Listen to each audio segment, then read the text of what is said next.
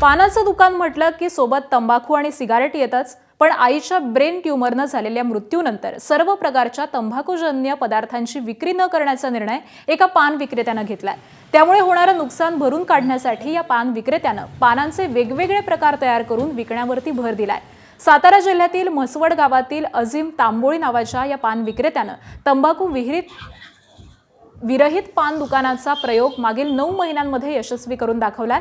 आणि महत्त्वाचं म्हणजे अजीमनं केलेला हा बदल त्याच्या ग्राहकांना देखील मान्य आहे। इथं मिळणारे पान फ्लेवर्स ट्राय करण्यासाठी लोक सहकुटुंब या दुकानाला भेट देतात।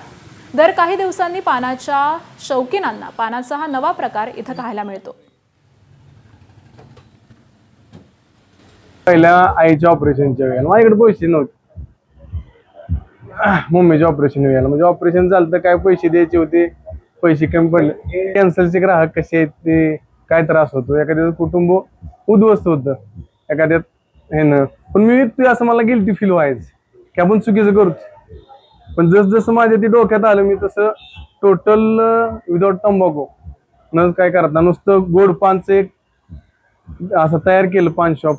मनात एक विचार आला की बाबा काहीतरी तंबाखू सोडून वेगळं आपण देऊ शकतो ग्राहकाला, ते चालू शकते असं मला म्हणजे मनाला वाटत होतं की आपण ही चालू केलं का होईल।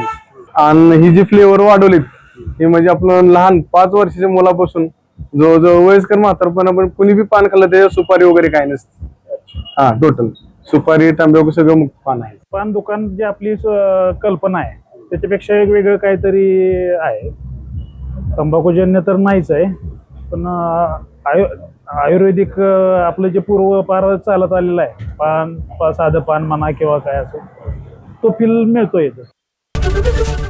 एबीपी माझा, उघडा डोळे बघा नीट।